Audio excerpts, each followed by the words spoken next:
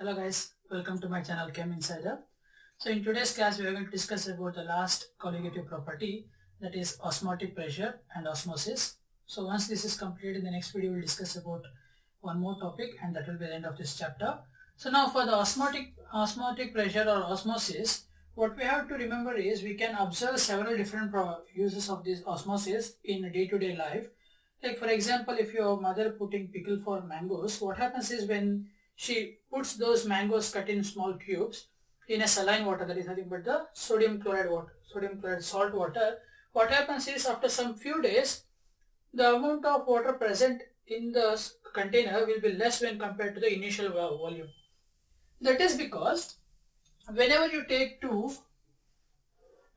a container like this, what happens is there is certain type of possibility if it has two different solutions present in it.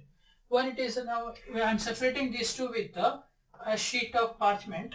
Let us say I am separating a tube with a sheet of parchment. On one side I am taking pure solvent.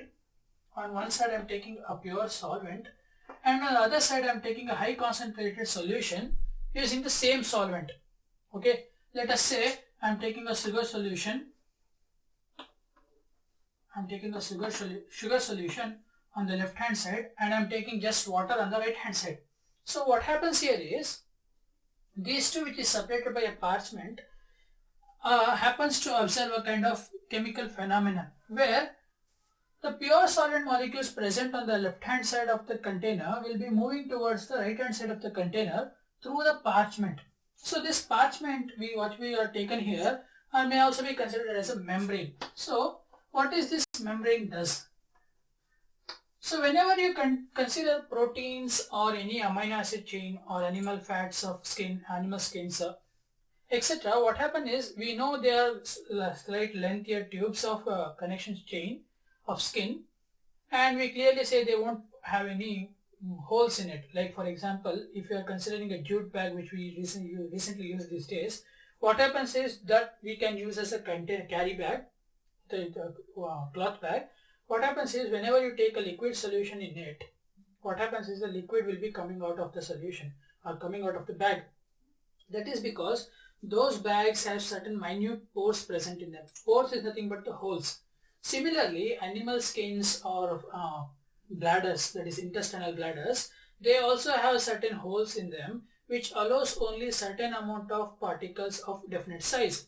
Like for example, if you take a parchment paper, if you consider parchment paper, they allow only of sizes of 0.9 micrometer, 0.9 nanometer sizes of particles. Any particle which more than that of the size of the 0.9 will not be allowed to pass through them.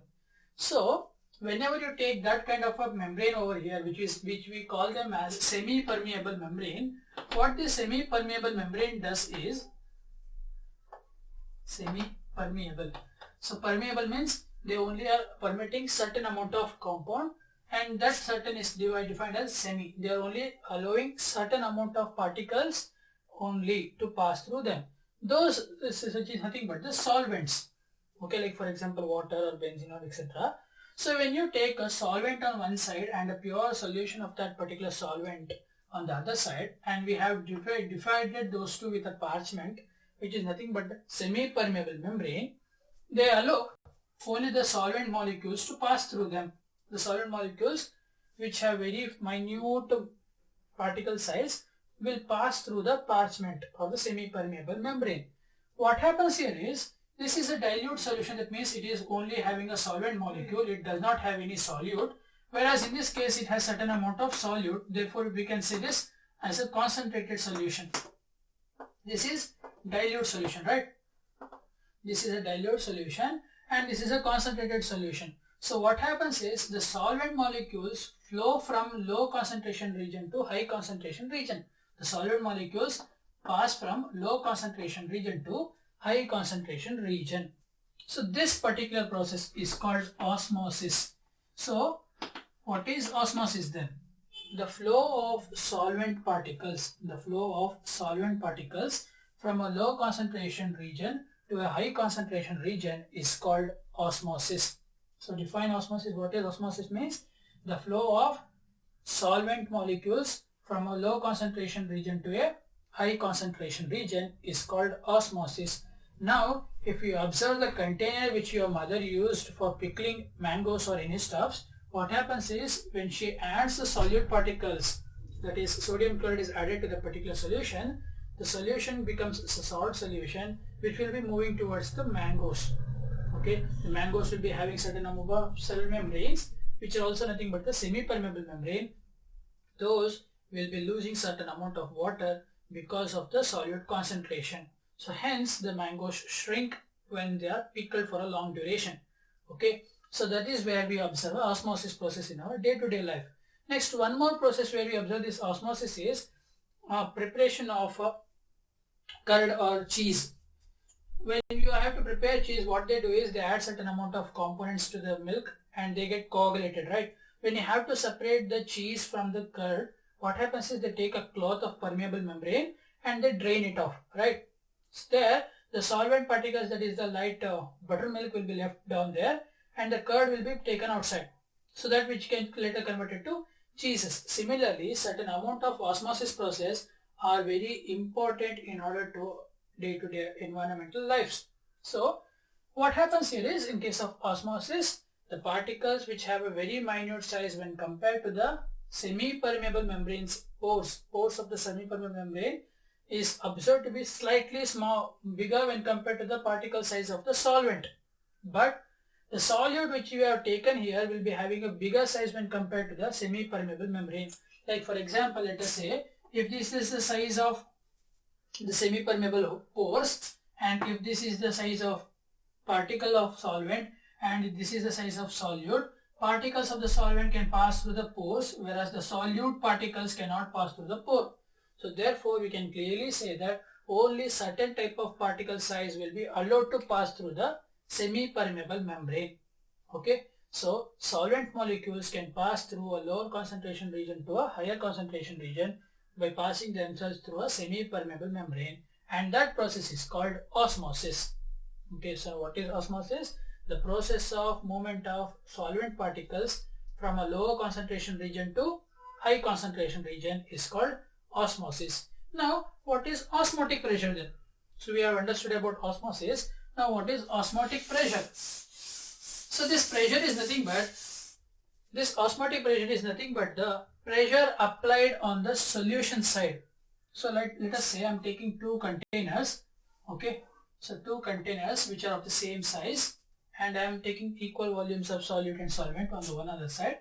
So let us say this is the container and these two containers are interconnected with the tube, and in which at the particular section we have placed a semi-permeable membrane. So I have placed a semi-permeable membrane in this tube, and on the one side I am taking solvent molecule, that is pure solvent. This is pure solvent molecule, and on the other side I am taking a solution,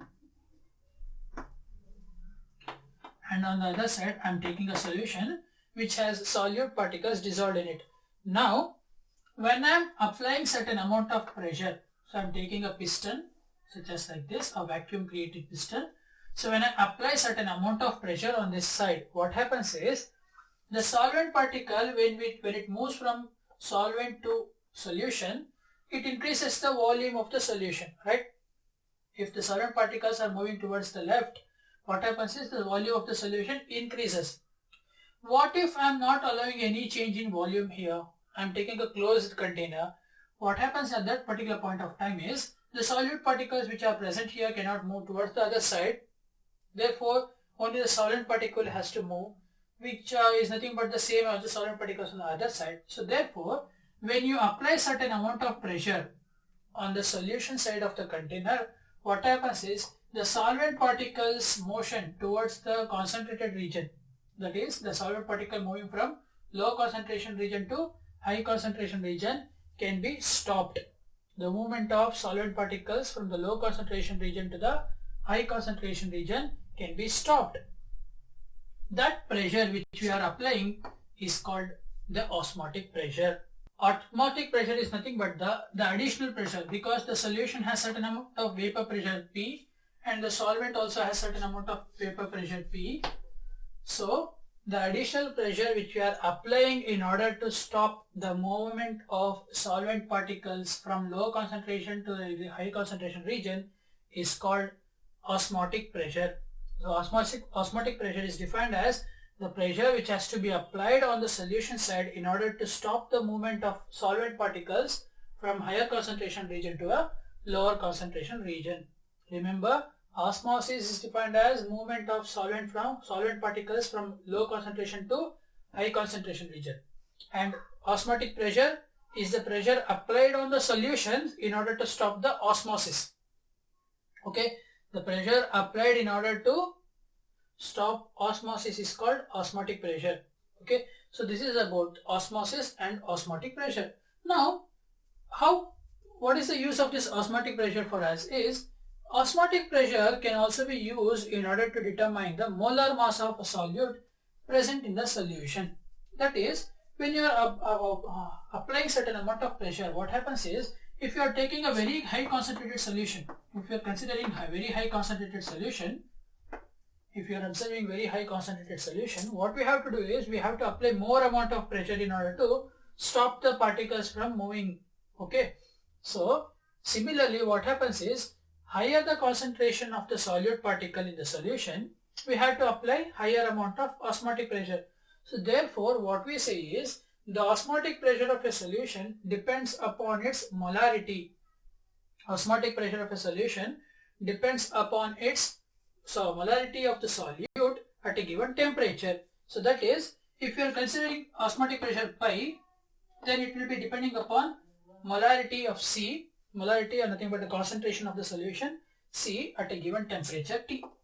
Okay, at a temperature T, osmotic pressure will be depending upon the directly proportional to the molarity of the solute taken in the solution. So once you remove this proportionality constant, we take pi is equal to CRT, where C is molarity of the solute, R is gas constant, T is the absolute temperature taken. Okay, so once you do this, we get the value of osmotic pressure if you know the molarity of the compound. So therefore, let us take this as equation 1. And first of all, what is molarity then? Molarity of a solution is given as molarity C is equal to number of moles of solute, that is N2, divided by volume of solvent in liters, right? Volume of solvent in liters, that is V. C is equal to N2 divided by V. If you don't know this formula, please do watch the initial videos where we have discussed about explaining the concentration of solute in a solution with 6 or 7 different manners. So, molarity C is equal to number of moles of solute divided by volume of solvent in liters. So, therefore, we are taking V.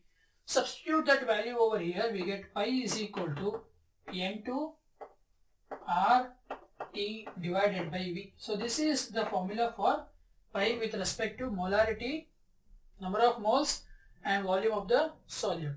Next, what we know is number of moles is equal to weight of the given compound divided by its molar mass.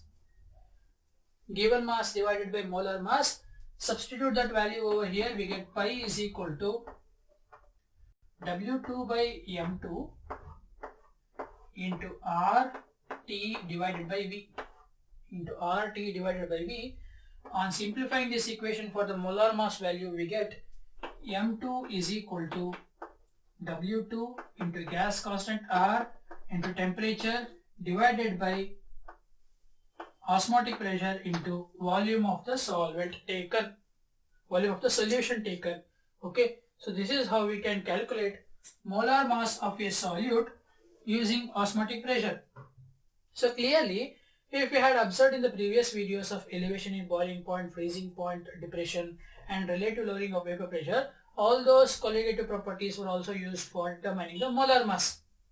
And we are also using same process of osmotic pressure to determine the molar mass of solute. What is the importance of this molar mass concentration determination using osmotic pressure is, this is a very highly preferred method. Okay, using osmotic pressure to determine the molar mass of a solute is a very high preferred method, because in the previous 3 cases what happens is, in the freezing point and the boiling point conditions we have temperature variation, right? we have to increase the temperature or decrease the temperature. What happens at those conditions is most of the biomolecules, especially if you have to determine the molar mass of biomolecules such as proteins, lipids, fats and amino acids, those compounds decompose at a different pH value and temperature value.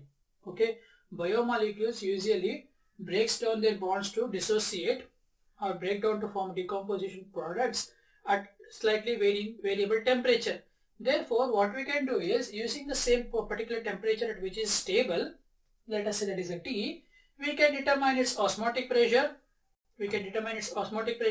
and thus we can determine its molecular molarity, right? So therefore, we use osmotic pressure method to determine the molar mass as a more preferred method for determining the molar mass of a given solute, especially in case of biomolecules such as proteins, amino acids, polymers, etc. Okay, so this is all about osmotic pressure and osmosis. Next we'll solve some problems about that. Is first one which I have given on the right hand side. So the question says, if 200 grams of protein, if 200 cm cube of a protein solution, contains 1.26 gram of protein, if 200 cm cube of protein solution contains 1.26 grams of protein whose osmotic pressure is found to be 2.57 into 10 power minus 3 at 300 Kelvin. Find the molar mass of protein given R is equal to 0.083 liters bars per Kelvin per mole. Remember, gas constant can be mentioned in three different values. If they are given in terms of joules, that will be 8.314 joules per Kelvin per mole. If they are given in terms of atmospheric pressure bars, that will be 0.083 liters per bar per Kelvin per mole. Okay. Now for the solutions we use 0.083 value, and for gases we use 8.314 value. Now write down the given data which is present in the solution question. So given data, it says volume of solution B is equal to 200 cm cube. Volume of the solution given is 200 cm cube. But observe here, the gas constant is given in the terms of, liquid constant is given in the terms of L. Okay, so therefore we need to convert the volume which is given in cm cube to liters. 200 cm cube is nothing but 0.200 liters, which is nothing but 0.2 liter. Okay, volume of the solution is 0.2 liter, and then they have given the mass of protein W2, that is 1.26 gram, and further they have given us the osmotic pressure pi, which is 2.57 into 10 power minus 3 bars. Temperature T is equal to 300 Kelvin, and they have given us the constant R 0.083 liters per bar per Kelvin per mole. Okay, so now we have to determine M2, molar mass of solute. We know the formula, molar mass of solute is equal to W2 into temperature T into R divided by W1 into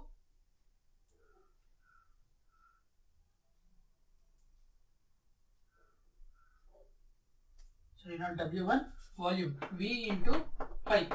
Okay, substitute those values. So what we get here is W2 is 1.26 gram into temperature is 300, R given is 0.083 whole divided by V is 0.2 into 2.57 into 10 power minus 3.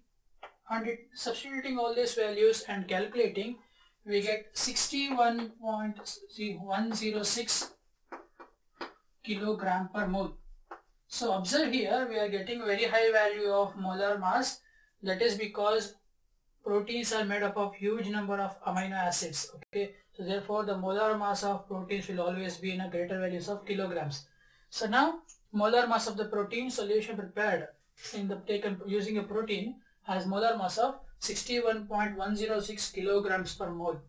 So this is all about how to calculate molar mass of a solute using osmotic pressure method. Okay, so what we have discussed here is, First case we have discussed about osmosis, that is the process of movement of solvent particles from solvent to lower concentration region to higher concentration region. Next further we also discussed about osmotic pressure, that is the pressure which we have to apply on the solution side in order to prevent the movement of solvent particles from lower concentration to higher concentration. And then we have determined the formula in order to find out the molar mass of a solute taken in a solution using the osmotic pressure method. So this is about the problems.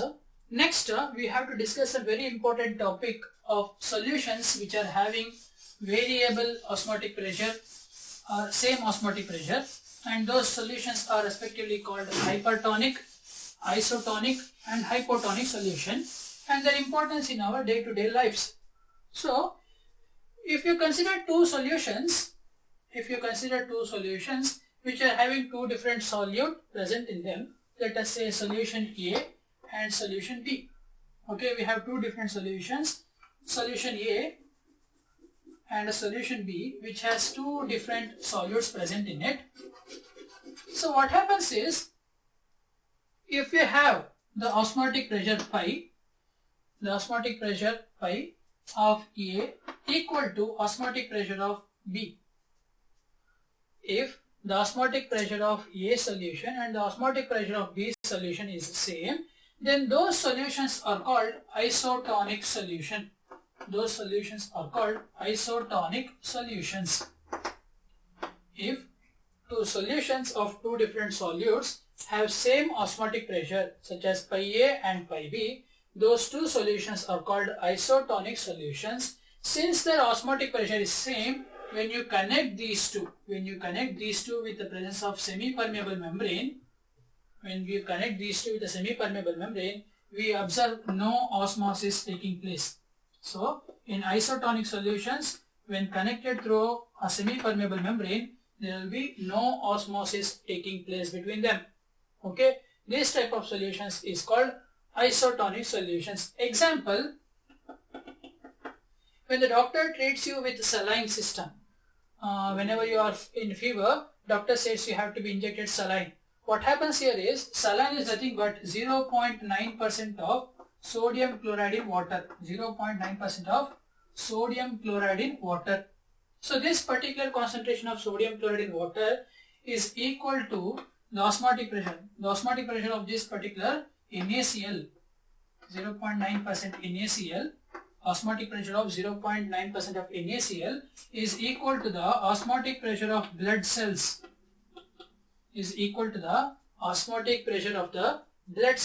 Therefore, when you are given with this respective particular concentration of NaCl to your saline system, into your nerve system, what happens is there will be no effect on the movement of blood cells. That is because both the solutions, that is the blood cell solution and the sodium chloride solution, that is the saline water, both has same amount of osmotic pressure, and those solutions are called isotonic solutions. Next is, what if osmotic pressure of A is less than osmotic pressure of B? If osmotic pressure of A is less than osmotic pressure of B, in the same example of this, what happens is, if the concentration is less than 0.9%, if the concentration is less than 0.9%, then the osmotic pressure of sodium chloride solution will be less than, that is pi of 0.9%, pi of NaCl will be less than pi of blood cells. Okay, pi of, that is osmotic pressure of sodium chloride, which is having a less than 0.9 concentration, will be having less osmotic pressure when compared to the blood cell. Therefore, what happens is, these solutions are called as hypotonic solution. These solutions are called hypotonic solution. So when you are injected with a saline water which is having a less concentration when compared to normal saline water, what happens is your strings of nerves will swell, because since the concentration of NaCl is less, what happens is, this is a dilute solution. Okay, so this is a dilute solution when compared to the blood cell. So the dilute solution, which contains more amount of solvent molecules, will move towards the pi of blood cell, that is if you consider this as a blood cell, which I have written in the red color, this is blood cell of high concentration, and this is the concentration of NaCl, which is less when compared to 0.9%. That means we have more amount of solvent here. Okay, this solvent molecule move towards the blood cells because of motion of osmosis, which is movement of solvent particles from low concentration region to high concentration region. So therefore what happens is the volume of the blood cell increases, which results in swelling. Okay, which results in swelling of nerve systems. Similarly, if osmotic pressure of A is greater than osmotic pressure of B, in case of sodium chloride, that is pi of NaCl. What if pi is NaCl is greater than pi of blood cell? What if osmotic pressure of sodium chloride is greater than the osmotic pressure of blood cell? Those solutions are called as hypertonic solution. This type of solution is called hypertonic solution. Remember, hypertonic and hypotonic are related with definition only with particular consideration. We can also say that pi is greater than NaCl. If you switch it, it will be a hypertonic solution. But not like that. If you consider hypertonic and hypotonic for a given solution pair, you have to consider one type of variation itself. So now, NaCl osmotic pressure is greater than the osmotic pressure of blood cell. So now what happens is, instead of moving the solvent particles from NaCl to blood cell, we will observe the motion of solvent particles from blood cells to NaCl. Therefore, the nerves which are present with the blood will be decreased or shrink. Okay, the nerves shrink because of less amount of water present in it. Whereas here it swells because of entering solvent particle. Whereas in this other case, water molecules will be leaving the cells, therefore it starts to shrink. Okay, so this is about isotonic, hypertonic and hypertonic solutions. Isotonic solutions have same osmotic pressure. Hypertonic have where pi A will be less than pi B, and hypotonic solutions are those which have pi A greater than pi B. Remember, if you have to define these three, you have to consider only any two solutions. You can't take isotonic solutions of NaCl and blood cell. To give the example of isotonic solution, if you take NaCl and blood cells, you have to give the examples of hypotonic and hypertonic with the same example itself. You can't take a different example to relate hypotonic and hypertonic solutions. Okay, this is because these three definitions are related to one another. If osmotic pressure of both are same, isotonic. If osmotic pressure of first one is less than the second one, hypotonic. If the osmotic pressure of first one is greater than second one, it will be hypertonic. Okay, so this is all about the osmosis and the importance of osmotic pressure osmosis process in our day-to-day life. Okay, so if you have understood this video, please do subscribe to my channel and share this video among your friends, and thank you for watching.